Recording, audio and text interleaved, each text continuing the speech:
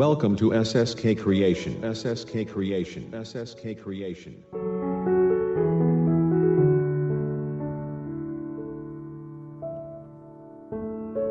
ಈ ಚಾನಲ್ಲಿನಲ್ಲಿ ಕ್ರಿಯಾತ್ಮಕ ಕಥೆಗಳು ಹಾಗೂ ಮಾಹಿತಿಗಳು ಲಭ್ಯವಿರುತ್ತವೆ.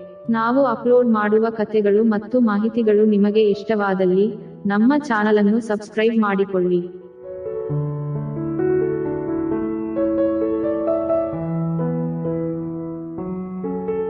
ಹಾಗೂ ನಿಮ್ಮ ಸ್ನೇಹಿತರೊಂದಿಗೆ ಶೇರ್ ಮಾಡಿಕೊಳ್ಳಿ.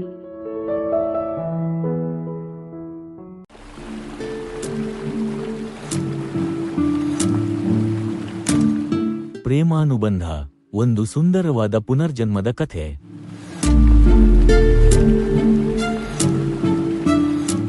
ಬೆಂಗಳೂರಿನ ಗಡಿಬಿಡಿಯ ಜೀವನದಲ್ಲಿ ಅರ್ಜುನ್ ಒಬ್ಬ ಯಶಸ್ವಿ ಸಾಫ್ಟ್ವೇರ್ ಇಂಜಿನಿಯರ್. ಆಧುನಿಕ ಬದುಕಿನ ಎಲ್ಲ ಸೌಕರ್ಯಗಳಿದ್ದರೂ ಅವನ ಮನಸ್ಸಿನಲ್ಲಿ ಒಂದು ಅಳಿಸಲಾಗದ ಗೊಂದಲ ಕಾಡುತ್ತಿತ್ತು. ಅವನಿಗೆ ಆಗಾಗ ವಿಚಿತ್ರವಾದ ಕನಸುಗಳು ಬೀಳುತ್ತಿದ್ದವು.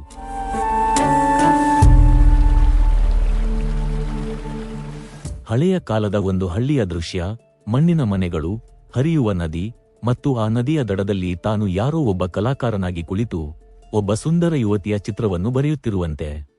ಆ ಯುವತಿಯ ಮುಖ ಮಸುಕಾಗಿದ್ದರೂ ಅವಳ ನಗು, ಕಣ್ಣುಗಳ ಮಿಂಚು ಅರ್ಜುನನ ಹೃದಯವನ್ನು ತಟ್ಟುತ್ತಿದ್ದವು.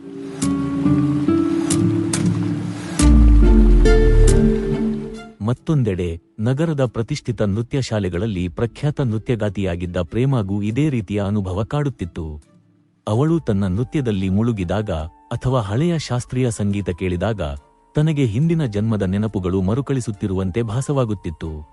ಅವಳು ಹಳೆಯ ಕಾಲದ ದೇವಾಲಯಗಳ ಬಗ್ಗೆ, ಹಳ್ಳಿಯ ಜೀವನದ ಬಗ್ಗೆ ವಿಚಿತ್ರ ಒಲವು ಹೊಂದಿದ್ದಳು.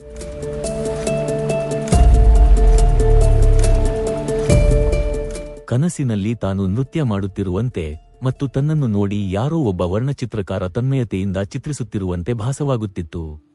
ಆತನ ಕಣ್ಣುಗಳಲ್ಲಿ ಅವಳಿಗೆ ಪರಿಚಿತ ಪ್ರೀತಿ ಕಾಣುತ್ತಿತ್ತು.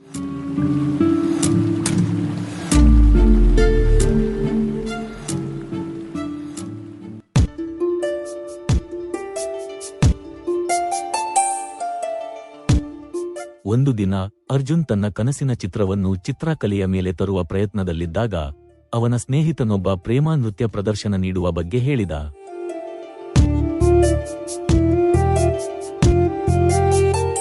ನಾನು ಅಲ್ಲಿಗೆ ಹೋದರೆ ನನಗೊಂದು ಸ್ಫೂರ್ತಿ ಸಿಗಬಹುದು ಎಂದು ಅರ್ಜುನ್ ಆ ಪ್ರದರ್ಶನಕ್ಕೆ ಹೋದ. ಪ್ರೇಮ ವೇದಿಕೆಯ ಮೇಲೆ ಕಾಲಿಟ್ಟ ತಕ್ಷಣ ಅರ್ಜುನ್ ಒಂದು ಕ್ಷಣ ಸ್ತಬ್ಧನಾದ. ಅವನ ಕನಸಿನಲ್ಲಿ ಕಂಡ ಮಸುಕಾದ ಮುಖ ಸ್ಪಷ್ಟವಾಗಿ ಅವನ ಕಣ್ಮುಂದಿತ್ತು. ಅದೇ ಕಣ್ಣುಗಳು, ಅದೇ ಮಿನುಗು, ಅದೇ ಚೈತನ್ಯ.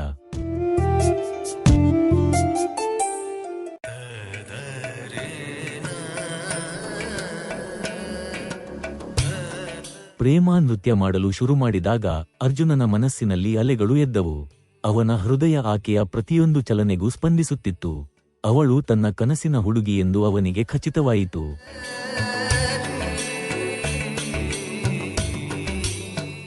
ಅದೇ ರೀತಿ ಅನುಭವ ಪ್ರೇಮಗೂ ಕೂಡ ಆಯಿತು. ವೇದಿಕೆಯ ಮೇಲೆ ನೃತ್ಯ ಮಾಡುತ್ತಿದ್ದಾಗ ಸಭಿಕರ ನಡುವೆ ಕುಳಿತಿದ್ದ ಅರ್ಜುನ್ನನ್ನು ನೋಡಿದಳು. ಅವನ ಕಣ್ಣುಗಳಲ್ಲಿ ಅವಳಿಗೆ ತನ್ನ ಕನಸಿನ ವರ್ಣಚಿತ್ರಕಾರನ ಆಳವಾದ ಪ್ರೀತಿ ಮತ್ತು ಮಂದಹಾಸ ಕಂಡುಬಂದಿತು. ಅವಳಿಗೆ ಒಂದು ರೀತಿ ವಿಚಿತ್ರ ರೋಮಾಂಚನವಾಯಿತು. ನೃತ್ಯ ಮುಗಿದ ನಂತರ ಅವಳು ಅವನನ್ನು ಭೇಟಿಯಾಗಲು ನಿರ್ಧರಿಸಿದಳು.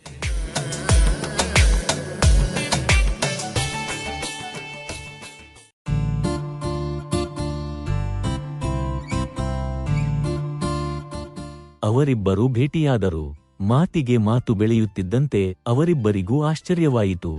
ಅವರ ಕನಸುಗಳು, ಅವರ ಆಸಕ್ತಿಗಳು ಮತ್ತು ಅವರ ಅಂತರಂಗದ ಅನುಭವಗಳು ಒಂದೇ ರೀತಿಯಾಗಿವೆ ಎಂದು ತಿಳಿಯಿತು.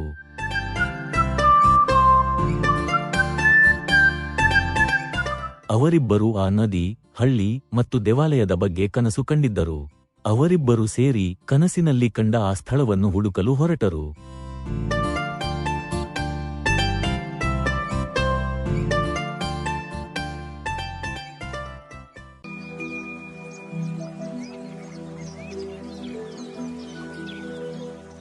ಹಲವು ದಿನಗಳ ಪ್ರಯಾಣದ ನಂತರ ಅವರು ಒಂದು ಪುರಾತನ ಹಳ್ಳಿಯನ್ನು ತಲುಪಿದರು. ಅದರ ಹೆಸರು ಮಲ್ಲಿಗೆಪುರ.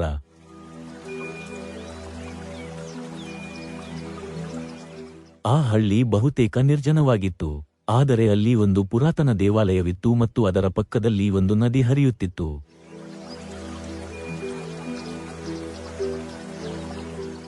ಆ ದೃಶ್ಯ ಅರ್ಜುನ್ ಮತ್ತು ಪ್ರೇಮ ಕನಸಿನಲ್ಲಿ ಕಂಡಿದ್ದಂತೆಯೇ ಇತ್ತು. ದೇವಾಲಯದ ಒಳಗೆ ಕಾಲಿಟ್ಟಾಗ ಅವರಿಬ್ಬರಿಗೂ ಒಂದು ರೀತಿಯ ರೋಮಾಂಚನವಾದ ಅನುಭವವಾಯಿತು. ಯಾಕೆಂದರೆ ದೇವಾಲಯದ ಒಂದು ಗೋಡೆಯ ಮೇಲೆ ಹಳೆಯ ಬಣ್ಣದ ಮಸುಕಾದ ಚಿತ್ರ ಕಾಣುತ್ತಿತ್ತು. ಆ ಚಿತ್ರದಲ್ಲಿ ಒಬ್ಬ ಯುವಕ ಕುಳಿತು ಒಬ್ಬ ಸುಂದರವಾದ ಯುವತಿಯೊಬ್ಬಳು ನೃತ್ಯ ಮಾಡುತ್ತಿರುವಂತೆ ಚಿತ್ರಿಸುತ್ತಿದ್ದ.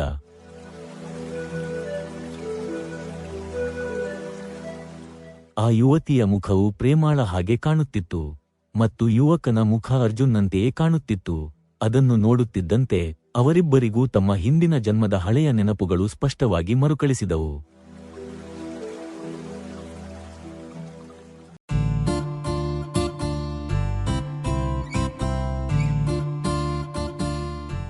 ನೂರು ವರ್ಷಗಳ ಹಿಂದೆ ಮಲ್ಲಿಗೆಪುರದಲ್ಲಿ ಆನಂದ್ ಎಂಬ ಒಬ್ಬ ಚಿತ್ರಕಾರ ಮತ್ತು ಲಕ್ಷ್ಮಿ ಎಂಬ ಒಬ್ಬ ಸುಂದರ ನೃತ್ಯಗಾತಿ ವಾಸಿಸುತ್ತಿದ್ದರು.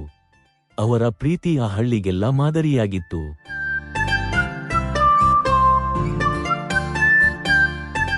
ಆನಂದ್ ಲಕ್ಷ್ಮಿಯ ನೃತ್ಯವನ್ನು ತನ್ನ ಚಿತ್ರಕಲೆಯ ಮೇಲೆ ಅಮರಗೊಳಿಸಲು ಸತತವಾಗಿ ಪ್ರಯತ್ನಿಸುತ್ತಿದ್ದ. ಅವರ ಮದುವೆಯ ಮಾತುಕತೆ ನಡೆಯುತ್ತಿದ್ದಾಗ ಅನಿರೀಕ್ಷಿತವಾಗಿ ಹಳ್ಳಿಗೆ ಬಂದ ಭೀಕರ ಕಾಯಿಲೆಯೊಂದು ಆನಂದನ ಪ್ರಾಣ ತೆಗೆಯಿತು.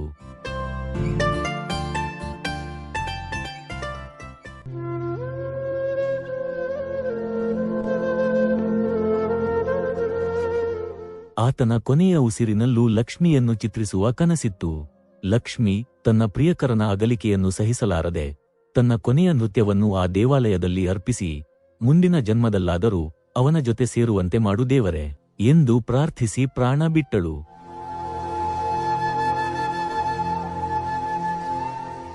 ಅವರ ಪ್ರೀತಿಯ ಕಥೆ ಅಪೂರ್ಣವಾಗಿ ಉಳಿದಿತ್ತು. ಅವರ ಕನಸುಗಳು ಈಡೇರಿರಲಿಲ್ಲ. ಪ್ರಸ್ತುತ ಜನ್ಮದಲ್ಲಿ ಅರ್ಜುನ್ ಮತ್ತು ಪ್ರೇಮ ಆನಂದ್ ಮತ್ತು ಲಕ್ಷ್ಮಿಯ ಪುನರ್ಜನ್ಮವೆಂದು ಅರಿತುಕೊಂಡರು. ಅವರ ಹೃದಯದಲ್ಲಿ ಕಾಡುತ್ತಿದ್ದ ಗೊಂದಲ ಈಗ ಸಂಪೂರ್ಣವಾಗಿ ಮಾಯವಾಯಿತು.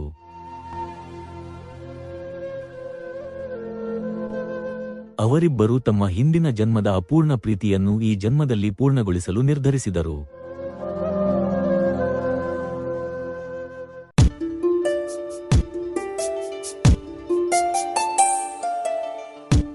ಅರ್ಜುನ್ ತನ್ನ ಚಿತ್ರವನ್ನು ಪೂರ್ಣಗೊಳಿಸಿದ. ಪ್ರೇಮ ತನ್ನ ನೃತ್ಯವನ್ನು ಆನಂದನ ಕಲಾಕೃತಿಯಾಗಿ ರೂಪಿಸಿದಳು. ಕಾಲದ ಎಲ್ಲ ಅಡೆತಡೆಗಳನ್ನು ಮೀರಿ ಅವರ ಪ್ರೀತಿ ಮತ್ತೊಮ್ಮೆ ಅರಳಿತು.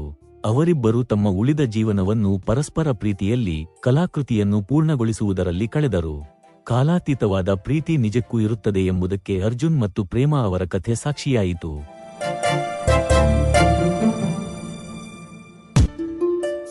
ಸ್ನೇಹಿತರೆ, ನಿಮಗೆ ಈ ಕಥೆ ಇಷ್ಟವಾದರೆ ನಿಮ್ಮ ಸ್ನೇಹಿತರೊಂದಿಗೆ ಹಂಚಿಕೊಳ್ಳುವುದನ್ನು ಮರೆಯಬೇಡಿ.